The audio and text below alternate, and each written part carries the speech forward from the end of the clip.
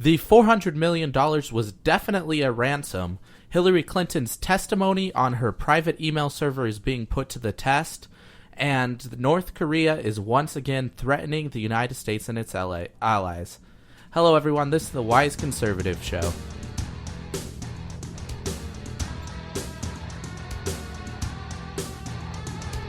Broadcasting live from California. Get ready for an hour of pure, unapologetic conservative talk radio. This is the Wise Conservative Show.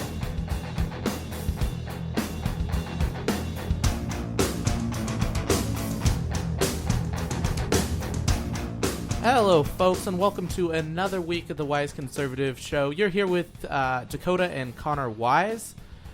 So this week we've got a lot of news, a lot of things coming out, basically in regards to old stories that we've already covered. A bit of a follow-up, a few new things, but all in all, we're kind of in the dog days of summer, and there's not a lot going on campaign-wise, news-wise. It's been somewhat a mild week. Of course, we've had the terrible looting and rioting happening up in Milwaukee, but we've already talked about Black Lives Matter and how we feel about it. And so fear of being redundant and having the same episode done twice, I'm not really going to cover a lot on that. It's really the same thing that's happened a lot before. Right. We've already, you can only talk about something so much before it just gets redundant, which is really kind of been the struggle for our shows as of late, because so many of the stories are just the same thing over and over and over.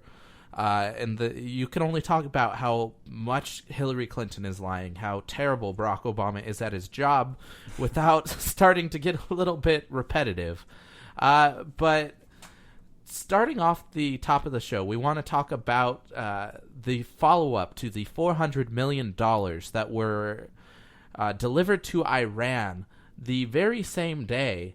Just hours after, actually, our three American hostages were released.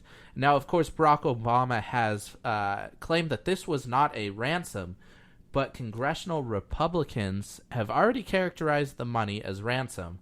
There's a bit of a follow-up to that story. So U.S. officials have released that the cargo plane carrying the equivalent of $400 million, because technically you're not allowed to send any U.S. dollars into Iran. So it was carrying, I believe it was Swiss, and I don't know. There was a whole bunch of different. Right. So anyway, it was actually held at the airport. It was not allowed to leave for Iran until we actually received our hostages back. It was grounded until we had our hostages back and in our possession.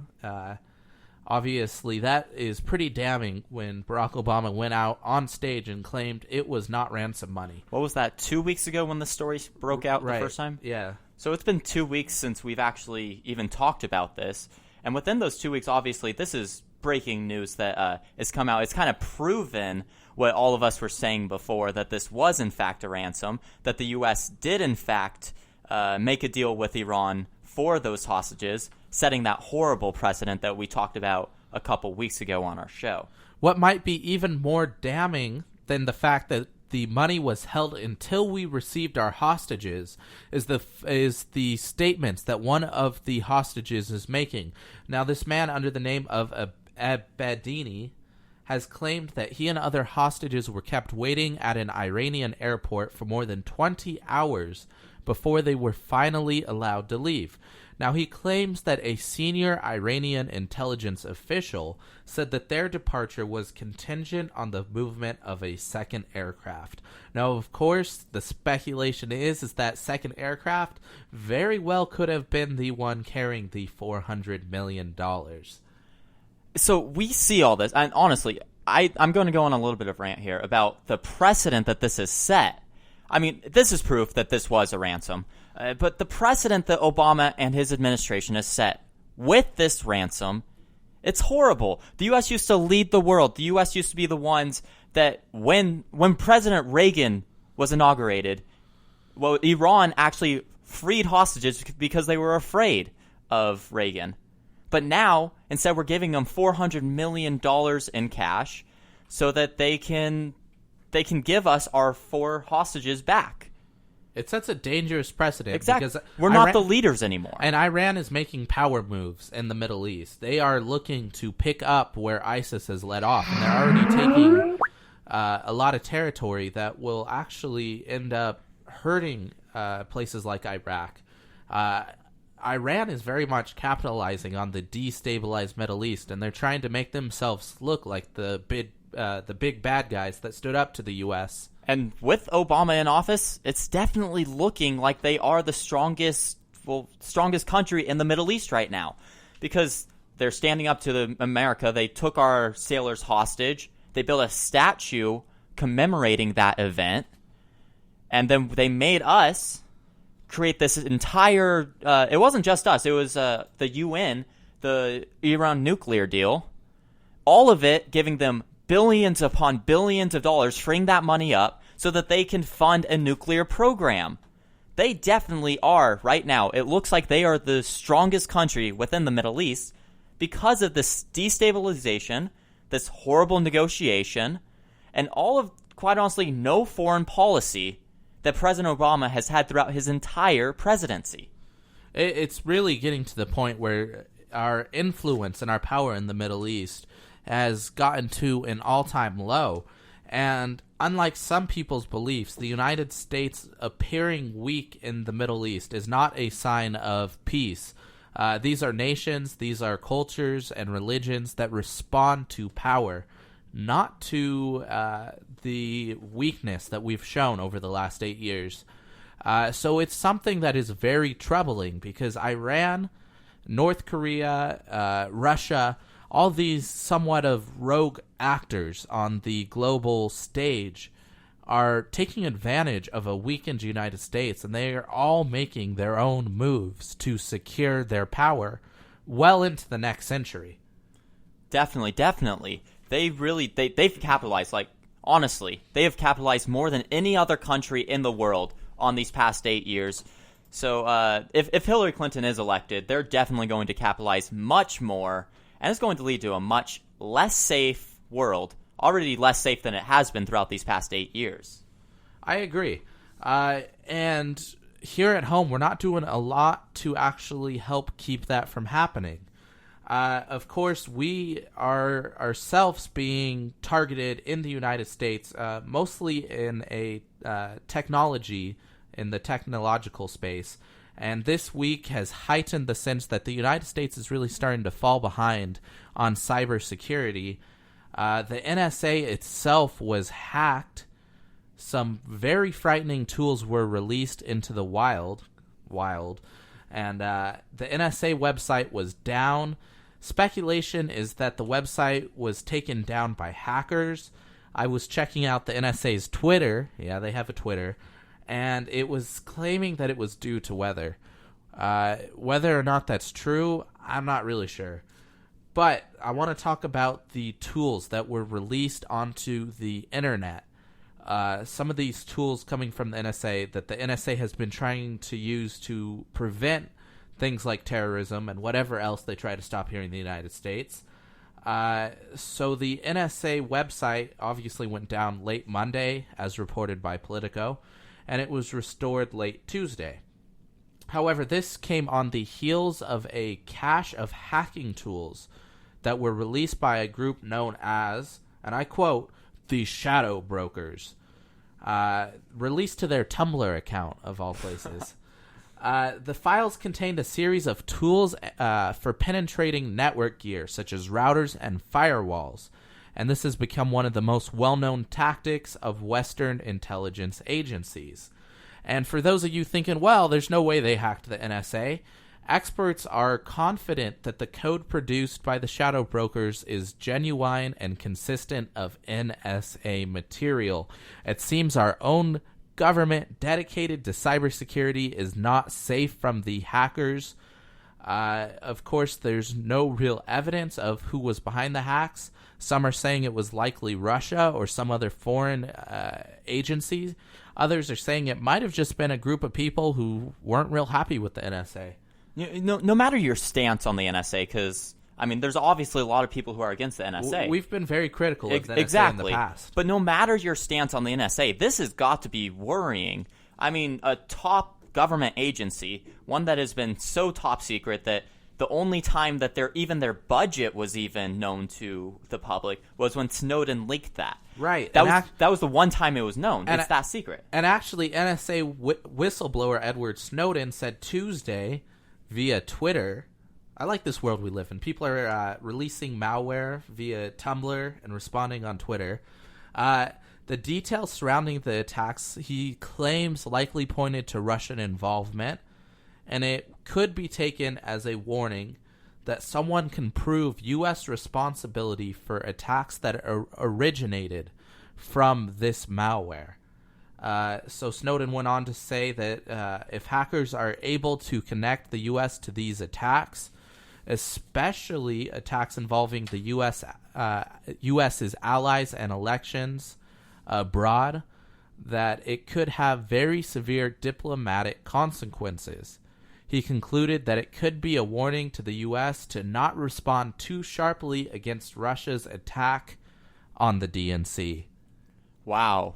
There's a lot going up with this hack. Right. This is shadowy warfare type things. Yeah, this is stuff that would be in like the future of like movies, like taking out, like the internet to attack a country. Right. But this is definitely a big issue because, I mean, they attacked our government. That's it. We don't know exactly who it was. Most likely Russia, as you stated. But just the fact that we don't know who they are.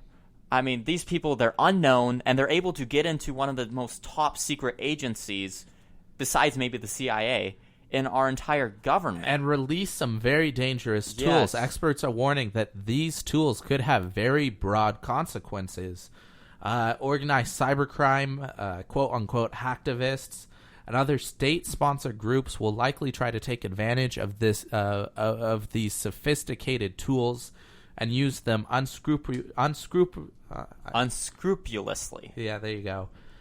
When you think that people are still being hacked by things like email attachments and other viruses that have been known about for years, these hacktivists having such powerful tools and these tools being widely available is very dangerous and very alarming for a lot of people. This could be a threat to national security here. For a long time to come. Yeah, definitely. This will be a threat to our country for decades after this. Right. So it stands to reason that the United States is somewhat falling behind in our cybersecurity abilities. This is not the first such attack on a major government server. No. In the last few years, we've seen quite a few of these happen. Yeah, it seems like it's actually increasing. Right. The U.S. is definitely falling behind on its security in that matter, and its cybersecurity. A few, 1 or 2 years back, the people thought that China hacked. What was that? There's been all sorts of hacks, and that's just the private side alone. We already know that the espionage going on in our companies like Boeing or other various national defense contractors is just alarming. These companies are handling such critical details for the United States military, and yet other countries seem to not have much of a problem getting into them. I always like to relate things back to the dire election that we're in. And Hillary Clinton had a private server, multiple servers. Right. And if we have electronic cyber stuff that's being hacked from the NSA, this uber secure servers, it's obvious that Hillary Clinton's servers were very vulnerable. Servers. It's coming out that she had more than one server. Yeah, she had 2 or 3, yeah. Despite claims that she only had one. Yet now we're finding out that she actually had multiple. And Connor makes a very good point. These are top secret servers. These servers are offering probably the best cybersecurity that we have in the nation. Hillary Clinton's private servers did not do that. They were very much an unsecured server. And the fact that we have such damaging information on those servers that it can't even be released in full to Congress. We're going to talk about that a little bit later. Yeah, we have that story later. The fact that not even Congress can see all of what was on Hillary Clinton's server, that is very worrying, because I have no doubt that other nations were able to figure out what was going on, and they were able to get a lot of material from about the United States and about Clinton, about what was going on around the world because of her negligence in trying to secure national secrets. Oh, definitely. This extreme carelessness, to quote Director Comey, it definitely put our country in extreme danger, our national security in extreme danger. And, I mean, it just goes to show our entire government at this point just is not secure. It's not secure whatsoever. No matter what branch, no matter what agency, there's going to be cyber attacks, it seems like. It's increased throughout the past 3-4 years. It's going to keep increasing in the future. We just need to step up our game, honestly. We need to step up our cybersecurity, because it seems like that form of warfare is kind of gaining a little bit of ground. All right, coming up after the break, we're going to talk about a New York town which is removing all United States flags from their fire trucks and some of the outrage that this is prompting nationwide. Don't go anywhere. This is the Wise Conservative Show. And that, class, is why America is the worst country in the history of the world. Are you sick of your professors telling you lies? Now remember, children, if you're white, it means you're privileged. Don't ever forget that. Do you sit through class convinced that your head is going to explode at any given moment? Sounds like you could use some backup. Visit youthrevolt.org for exclusive content produced by young conservatives for young conservatives. Youth Revolt features a dedicated team of radio hosts, political columnists, and video bloggers, all of whom are 100% committed to taking back the future of this country. So what are you waiting for? Tune out your Marxist professor and visit youthrevolt.org now.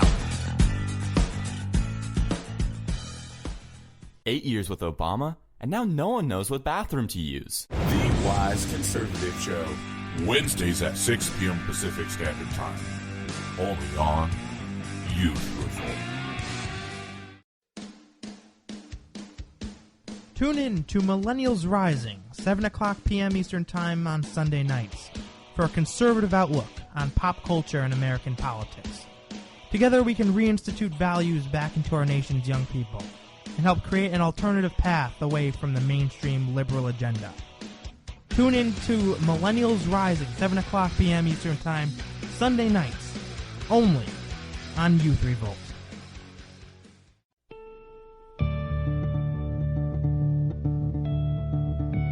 The idea behind Youth Revolt is to let them, these liberal professors, let them know that we are here and we're ready to fight. Youth Revolt. Speak without fear. Hey, little boy, you want some free college? Bernie Sanders, that creepy uncle your mom warned you about. The Wise Conservative Show. Wednesdays at 6 p.m. Pacific Standard Time. Only on Youth Revolt.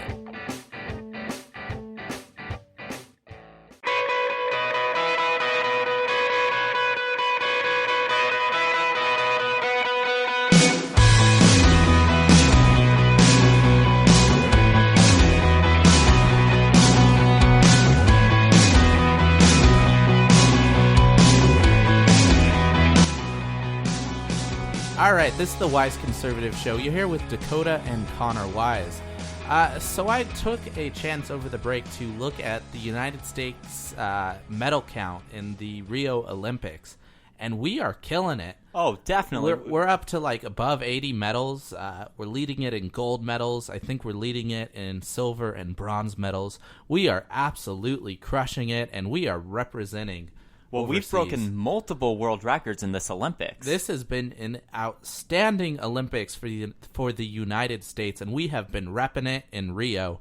But a New York town is now not going to be repping the United States because they're removing American flags from all of their fire trucks because it was a quote-unquote liability to be flying them.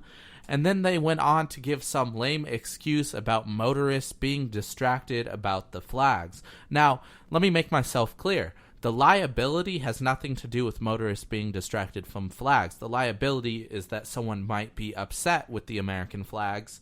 They just went on to give the lame excuse about the motorists being distracted. And that brings into question, if political correctness has gone so far as to we cannot even fly the flag of our country anymore, at what point does it stop? Oh, it's not going to stop. It's definitely not going to stop. It's been set into motion, and it's just gotten worse and worse and worse. I mean, a little while ago at UCI, University of California, Irvine, there were 4 college students who wanted to try to ban the American flag there as well, because it's, quote, offensive. So this, I don't even get it. I don't get their mindset, honestly, of the American flag being offensive. The ideals behind the American flag is the whole reason why they're even in this country. And even allowed to say that the national flag is offensive, or burn it, or whatever else they want to do to the flag. Yeah, the American flag is one of the most... I mean, the idea behind it. It's just a flag. I mean, but the idea behind this flag is of freedom, of personal liberties, of, you know what? If you want to say something bad, you can do it because you're protected. Of course, this is not the first time political correctness has gone amok when it comes to flags. In June, firefighters in California were directed to remove a pro-police version of the American flag from their vehicles. So was that one of them with the thin blue line on it? Right. So this is absolutely insane because the NFL has ordered the Dallas Cowboys that they cannot be wearing pro-police decals on their uniforms as well. So it seems here in the United States you're allowed to riot, cuss out, abuse the police as much as you want, but the minute that someone stands in support of those who are risking their lives to stop the things like crazy riots we've seen in Milwaukee, as soon as you support those people, you become offensive. Yeah, I can't tell you how many times I've been talking about, you know what, our police, what they're going through. They're going through all of these hard times. They're being killed in the line for protecting us. And I say, you know, how I wish that, you know, more people could step up, and I'm grateful for them. And people look at me like I'm crazy, that I'm grateful for having these police officers. They look at me like I said something wrong because I think that our police are actually doing some good in the world. They don't understand that the police are the ones that are actually trying to protect them. And they take it so far as to take the thin blue line off of anything. They take it so far as to take the American flag off of fire trucks. Well, what's real funny about the American flag is that the American flag is not a political symbol. It's not the Republican symbol. It's not a conservative symbol. It's the American symbol. And we're all Americans, or we used to all be Americans, but now it seems the leftist movement has grown so almost, I want to say, ashamed of America that they aren't even willing to stand behind our flag anymore, the flag that millions of Americans have died behind to preserve our freedoms and our liberties.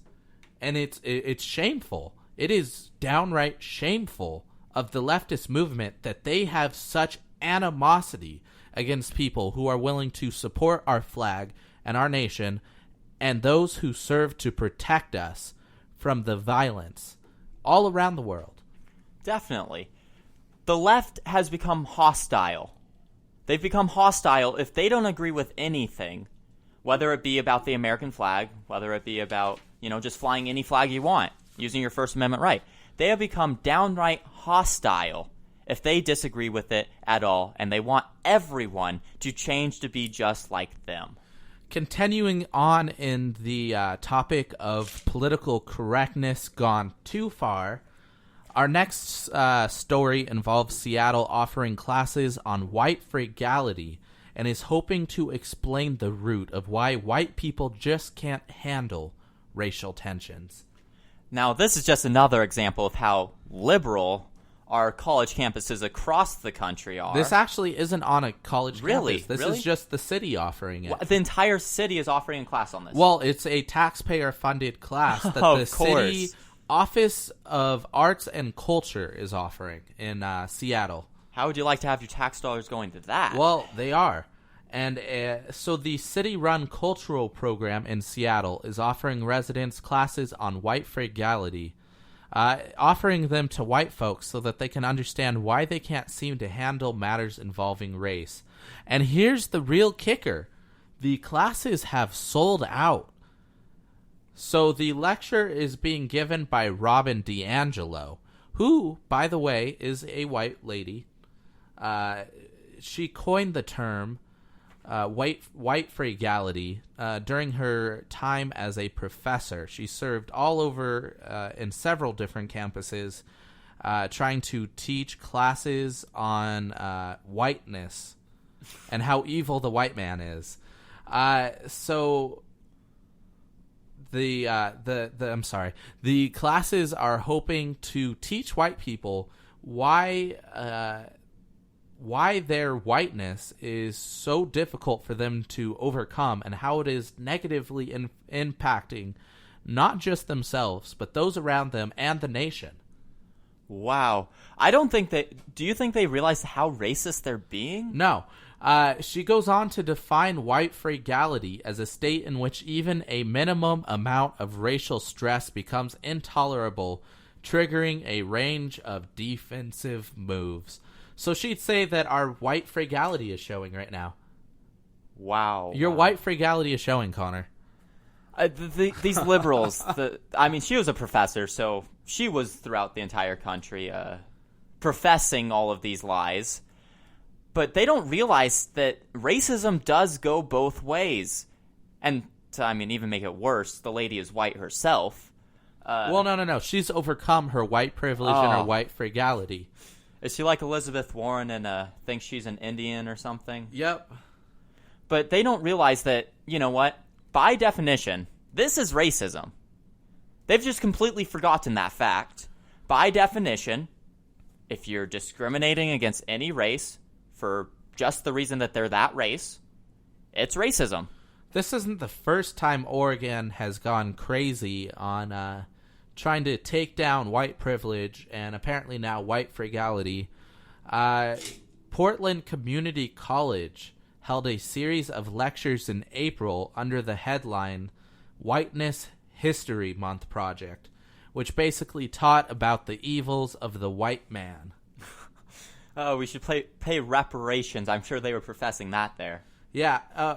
So the professor who was part of the Whiteness Project told attendees that because of their position of privilege and accustomed racial comfort, whites will often display racial arrogance by denying, debating, trivializing racism, or critical thought regarding racial conflict. So debating is racist. Debating whether or not Black Lives Matter is a valid movement is racist in and of itself. It's like the global warming people who want to make it illegal to deny global warming. Well, hold on. They go and they debated about the Confederate flag being racist. Right, so are right. they racist? No. That wasn't debate. That was fact. Oh, okay. Now I'm understanding the liberal mindset. It's fact. White people are racist, and your white fragility is showing.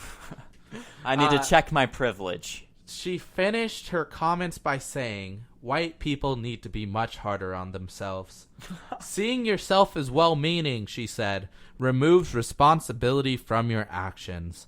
Good intentions are one of the greatest hindrance to honest conversations about race. Now, of course, only honest if you agree with her, because debating is part of white fragility. Yeah, you can't you can't present a separate side of the argument because that's racist. So the fact that black-on-black crime is significantly higher than any other sort of crime is my white fragility. Yeah, that's not a fact because you said it. Okay. And the fact that Black Lives Matter is currently burning down businesses because a black police officer shot a black man who stole a gun and pointed at him is somehow my fault. Yes, exactly. You're understanding now. Okay, I've caught on. Okay. We'll be able to think like these strange people now. Right. So what's really bizarre is that the Seattle Office of Arts and Culture has an $8.3 million budget. That's a lot. That's a lot of taxpayer money. Yeah. Your taxpayer dollars hard at work. Probably harder than you're working if you're white. So that's just wow. Now, Wow. Wait, were those tax dollars in Seattle? Pardon me. Yeah, I believe so. And wasn't it Seattle that was trying to pass the tax on every single round of ammunition? Right. So that's where they're getting all the money from. So they can take the money from the bullets and use it to educate the white people buying bullets. Yeah. Exercising your Second Amendment, now taxed. Wow. So we touched on this earlier. The FBI has actually allowed a few members of Congress to view part of Hillary Clinton's testimony on her testimony in regards to the private email server, which of course was taken while not under oath, and of course the whole ordeal was not recorded because Hillary Clinton doesn't follow normal. That's really convenient. Right. And I'll tell you why it wasn't under oath, because it's going to come out that half the stuff she said was lying, and they didn't want Republicans to be able to call perjury on her. That's exactly why. She was thinking ahead, definitely, because she knew that this would go into a hearing. She knew that people would investigate into it. Well, right. The Republicans have already said they're going to conduct a hearing once they return from summer recess in regards to the testimony and why in the world Hillary Clinton was not charged with any sort of crimes. Well, they're not really going to find any reasons why she wasn't charged besides corruption. Well, no, and it's going to turn out just like the Benghazi report, and the Democrats are just going to ignore it and say that it's just softball questions. Right, it's just politicized, and the Republicans are trying to take down Hillary Clinton. No, because this isn't about trying to stop corruption. No, it's a vast right-wing conspiracy. White wing. Yeah, maybe, I don't know.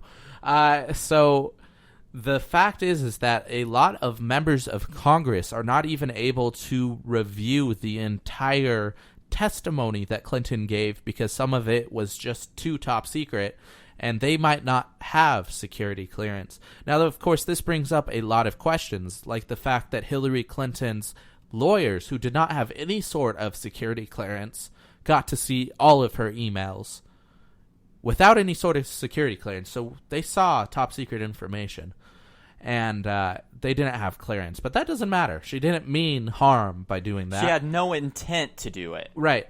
And the fact that this information that not even Congress can see in entirety was on an unsecured server. Multiple servers. Where we already have the fact that people hacked into it. Yeah. People hacked into that server. This was national security put at risk by a careless choice. I can't even reason for her own convenience. How was this convenient, though? She said that she didn't want to carry multiple devices. That was her original story. But when she realized that was getting backlash, she switched to that there weren't any work-related emails on it. So her story has continuously evolved, of just course. like all of her different stories that she told throughout her entire career. Right. So the matter of the fact is, Hillary Clinton so recklessly put top secret material on an unsecured location that, and then got away with it, that when the House Republicans are going to investigate it, the Democrats are just going to throw up, well, they're politicizing it. This doesn't matter. She was already cleared of charges. Everyone trust Hillary Clinton. She's going to be our next president. That's what they did with the Benghazi hearing, definitely. Well, and now there's talks that they might actually bring perjury charges in regards to the Benghazi. Yeah. Because some of the emails that have come out have actually disproved some of the things she said while under oath and testifying to Congress. Well, she also said in the original email hearing that she had no work-related emails on her server, and said that she only had one server. So that might turn out to be another hearing too. Right, and we're just going to keep seeing this come out more and more emails, and she's going to have to do more explaining. We're going to see I'm predicting we're going to see some more nasty things come out of the DNC hack. Well, did you see the Attorney General Lynch? She was extremely angry at the FBI for even handing over the emails to Congress. Well, right. The Attorney General is doing everything in her power to ensure that Hillary Clinton becomes the next president. Definitely. And, I mean, it's job security for her. You can't tell me that Bill got on her plane on the tarmac. No one else was around, and he talked about his grandkids. I mean, come on, Bill. Really? You expect us to believe that? You've been in politics since the 80s, 90s, and you can't come up with a better story than that. At this point, the lies and the corruption is just insane. Absolutely insane. And Hillary Clinton is at the center of it all. And yet she's still 6 points ahead of Donald Trump, which at least it's down from 10 points. Yeah. That's at least I guess, moving in the right direction. This should definitely be an easy election, but it's turning out to be a lot more difficult than it should be. Well, and I was taking a look on Real Clear Politics, and they have a list of all the battleground states. And I believe, except for one of like the 9 key battleground states, Hillary Clinton had a fairly sizable lead in it's 5 or 6 of them of 5 points or more. Really? It's not looking good. And if you look at most of the projections of the states that are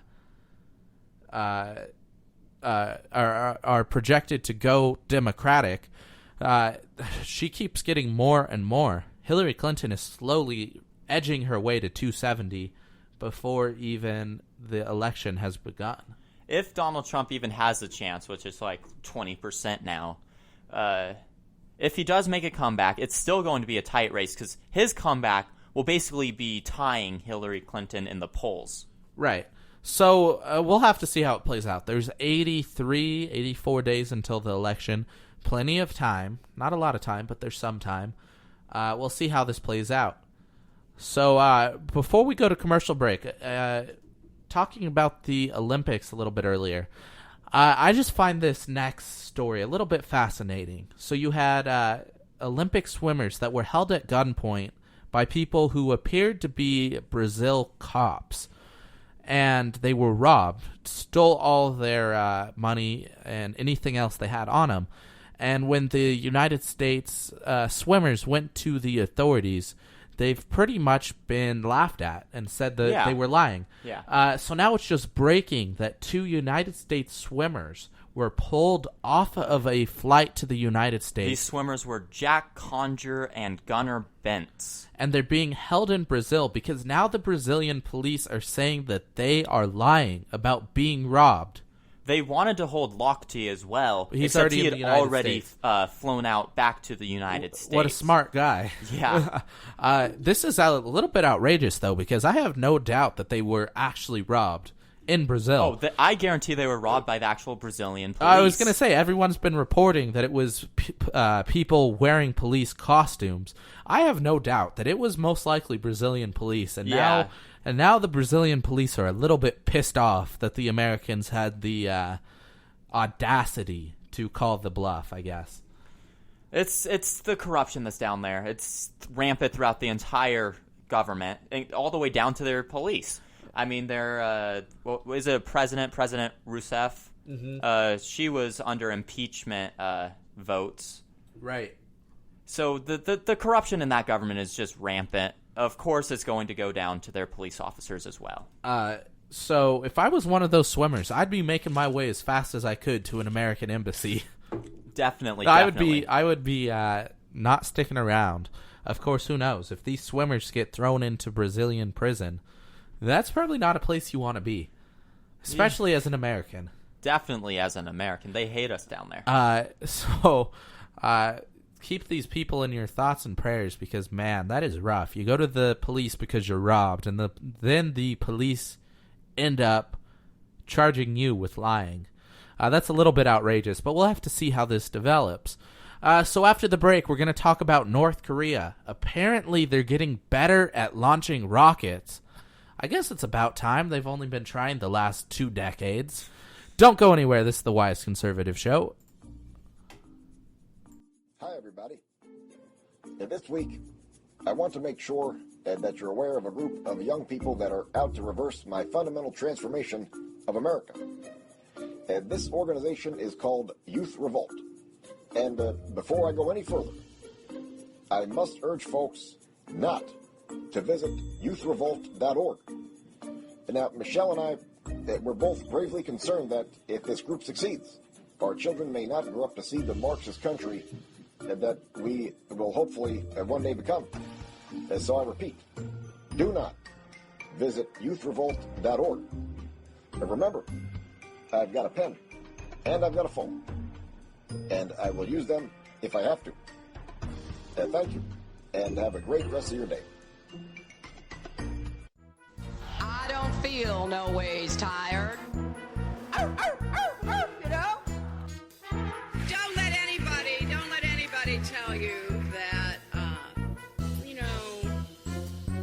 it's corporations and businesses that create jobs. Hillary Clinton, just another political clown. The Wise Conservative Show, Wednesdays at 6 p.m. Pacific Standard Time, only on Youth Revolt. And that, class, is why America is the worst country in the history of the world. Are you sick of your professors telling you lies? Now remember, children, if you're white, it means you're privileged. Don't ever forget that. Do you sit through class convinced that your head is going to explode at any given moment? Sounds like you could use some backup.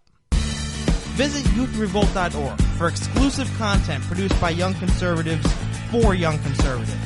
Youth Revolt features a dedicated team of radio hosts, political columnists, and video bloggers, all of whom are 100% committed to taking back the future of this country. So what are you waiting for? Tune out your Marxist professor and visit youthrevolt.org now. Hey, little boy, you want some free college? Bernie Sanders, that creepy uncle your mom warned you about. The Wise Conservative Show, Wednesdays at 6 p.m. Pacific Standard Time, only on Youth Revolt.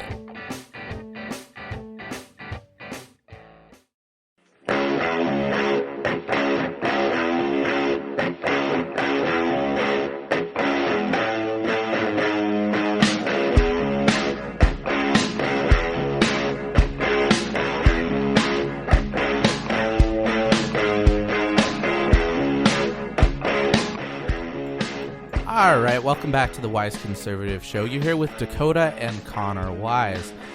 So in this last few minutes of the show, we have somewhat of a scary story. And for fear of fear-mongering, I mean, I don't want to blow it out of proportion. Of course, it's still just North Korea, being North Korea. But this is something that could potentially impact the way our foreign policy around North Korea is actually conducted. The U.S. government is increasingly concerned that advances in North Korean weapons programs have dramatically decreased the warning time for a nuclear attack on America or its allies. So apparently the regime's aggressive testing of medium and long-range missiles, as well as its nuclear testing, makes North Korea now a practical threat and no longer a theoretical threat. In the this is coming from a U.S. official familiar with the latest U.S. intelligence thinking. Well, so they've definitely increased their skills. North Korea is getting better, right? And a lot of people are saying this is because North Korea no longer cares if the world sees its test failures. according to the latest analysis, basically North Korea says, yeah, fine, you know what, we'll fail, but we're going to test a lot of rockets and a lot of missiles and a lot of bombs, and eventually we're going to get it right. Yeah, if you've actually looked at the news in the past probably year, there's been a new missile test like just about every month, and they've all, crashed into the South China Sea or something. But obviously that's paid off for them if they're actually a threat now. Well, they were actually able to get one of the missiles within 150 miles of Japan coastline. Wow, that's actually pretty far. That's pretty close, or pretty scary. Yeah. That's scary for Japan. Now, there's still speculation on whether or not North Korea could actually hit the United States. Most people say maybe Alaska, but the real concern is for Japan and the rest of our allies in the region. It's especially South Korea. South Korea, of course, is at a huge risk, and North Korea has been testing all sorts of missiles, whether it's missiles fired from apparently moving trucks, and they've even started to begin testing missiles fired from submarines. That's scary things. They don't have huge nuclear submarines, but if they wanted to, I'm sure they could get a submarine somewhere close enough to fire at the West Coast. Well, and Kim Jong-un, he's just crazy enough to actually use a nuclear missile. Well, that's the scary thing about Kim Jong-un. Right now, he knows if he fired a missile at us, China would have to stop supporting him, and he would lose power. But increasingly, China has been reluctant to back North Korea. And if North Korea feels they're desperate, if they're being caged in, cornered by China or the United States or any of our allies, and he gets desperate enough, he might just be willing to push the button just to, I guess, show it to us, Yeah. his way out, a big desperate last attempt. He has a big case of Napoleon complex. Oh, very much, and I think he's short too. So, yeah, he is. That works. So basically, what this means: if North Korea decided to push the button, the United States would have less time to respond. Yeah, I'm sure. I'm fairly positive that our defenses are good enough to probably intercept it. But still, just even the thought of anyone firing a nuclear missile, the only two times that nuclear capabilities were even used were the atomic bombs. And that was way back in the 40s. It's just a scary thought to even think that anyone would even, consider firing a nuclear missile at this day and age. Well, that's what's scary is the fact that they're pushing ahead with their technology, and they've been developing some ties with Iran, who, of course, has very much the same goals and is just as crazy as North Korea. So that's an ally. That's a partnership made in hell, from without a doubt. That's scary things going on. Yeah, Iran's working on nuclear capabilities as well right now. Right. Coming out just today, Trump has hired a new chief executive for his campaign. It's about time. Yes. He named Steve Bannon, who, if you've ever looked at Breitbart News, he's the head of that website. He's now the campaign chief executive officer. And apparently he's really going to try and keep Trump. This is what he said. He's going to try to keep Trump on topic a lot more. Within this shakeup, Kellyanne Conway was also promoted to the post of campaign manager, who apparently is known for sticking to statistics and data to try and sway voters. And so, according with this is Reuters, according to them, they really believe that this combination is quite honestly going to be deadly towards the Hillary camp if they pull it off correctly, with Bannon's out there going and keeping Trump on topic, and Conway's keeping him with statistics, with facts. He's probably going to be able to pull in a lot of independents and moderates. If he's able to stay on topic. Yeah, but that's the whole thing, why I'm assuming that he did this. He needs help doing that. And we've already seen him trying to, his past few speeches, he's been from a teleprompter. He's been trying to get a lot more African Americans to vote for him, pointing out the fact that that Democrats have completely ruined their communities throughout the past 8 years. He just gave a speech yesterday in Milwaukee, outside of Milwaukee in suburbs, about how their entire community has been destroyed by Democratic policies. Right.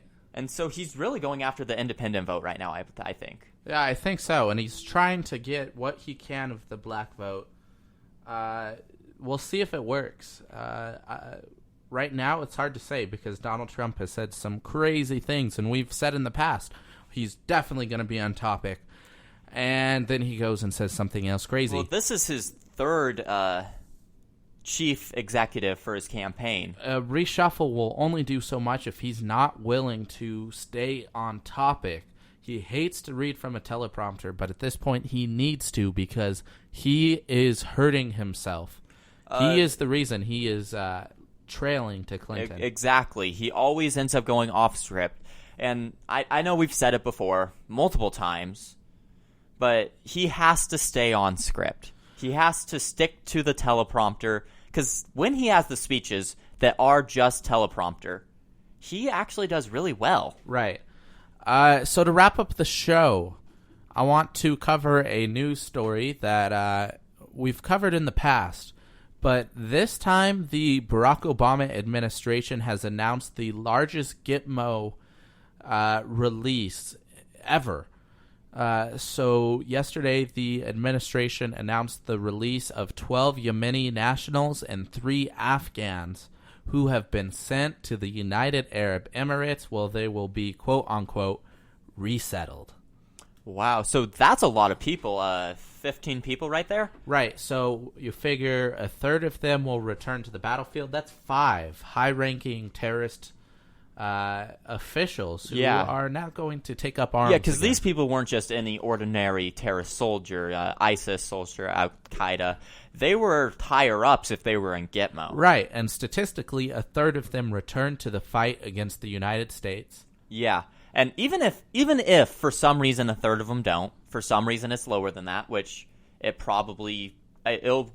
won't be exactly a third. But if there's even less, that's what, 3-4 of them? That's still a lot of intelligence for terrorists, a lot of manpower for higher up men in a ISIS community. Yeah. I mean, it's Barack Obama is desperate to close Gitmo before he leaves. And it's hurting the world a lot because these are dangerous people. These are dangerous folks you don't want on the street, and we're taking risks even by them just being transferred anywhere. Really, the United Arab Emirates, I don't trust them farther than I could throw them. So it's really, we've talked about this in the past. Obama's an idiot. We all know that. He puts national security at risk. He's been just about the worst president. He's definitely been the worst wartime commander-in-chief we've ever had. And maybe it's the fact that he's not willing to admit he is a wartime president, but he's failed at keeping Americans safe. He's failed at keeping our allies safe, and he's allowed evil to grow and fester in the Middle East. Definitely. His foreign policy has been non-existent. And we talked about this earlier with the ransom. We've talked about it in previous episodes. Time after time after time. It seems like each week there's a new story coming out of something that Obama has done that has a consequence that is horrible, that is going to hurt our country or our allies. It seems like just about every week there's something new. Yep, every week. And it's been, this sounds bad, it's been a few weeks since there was the last terrorist attack. I'm sure there's one in the works right now. Oh, definitely, yeah. That's just, it seems the world we live in. But folks, I want to thank you for sticking around for the last hour. We got a little bit of a late start because of some technological difficulties. But that won't happen again. Next week, it's just going to be Connor. I'm off, moving up to Montana. I'll see you in 2 weeks. I want to thank you for tuning in. The usual, you can find us at youthrevolt.org, facebook.com, search for Youth Revolt. Also, you can find us at Spreaker.com/TheWiseConservative. Our podcasts are available for free in the iTunes store. Instagram, _wise_conservative. I think that just about covers it all. I want to thank you so much for being here. And as always, good night and God bless.